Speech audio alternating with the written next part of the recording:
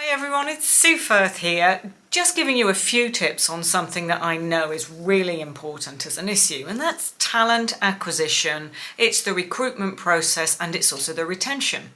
Now, the first thing to note actually is that talent acquisition and recruitment aren't the same thing.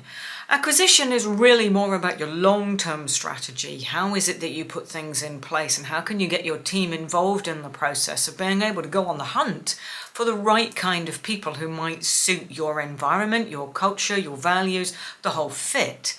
And really the recruitment process is more like the immediate short-term selection of somebody to fit a particular role that you've got a problem with at that point.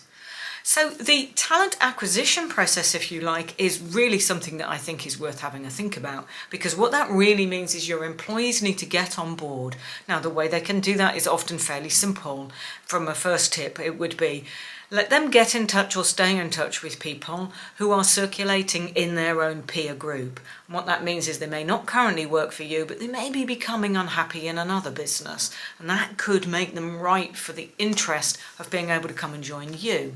The fact that the individual is then paying attention to the talent that that person has got and what they've got to offer, and then they come and tell you, gives you the heads up probably even before that individual is actually out on the hunt really looking on the market.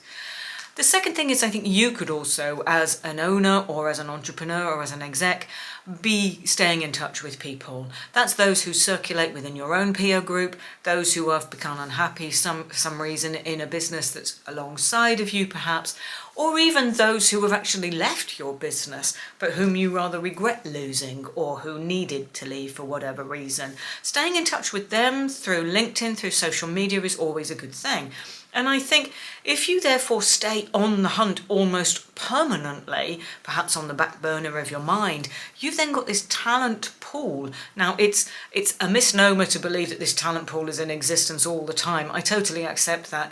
But I do think that if you have it more as a strategy, as an overarching strategy, you're paying attention to the probability someone will come across you quite frequently or you'll come across them. Now, the next point really is to pay attention to something that's sort of bigger. In other words, the appeal that you've got. So that's more about the process of being able to retain talent, but also then how they talk about you. So pay attention to your branding, to the whole employee experience, to the process of recruitment strategy that you have, to the interest that you've got from the point of view of how they talk about you. How do they experience working for you? What do they write about? Where is the social validation of how they think about you? And indeed, that often goes up on sites as well. Now, you as an individual wouldn't have time to do this, but asking employees to be able to stay in touch with this and your top team to do so is really quite a useful thing. Social validation is not to be underestimated. A lot of people do say a lot about you, and because they use all the channels that they can. I think recruitment is clearly vital, and to be frank, it's often the immediate response to the role that you've got, and how you go about your recruitment process is also quite important.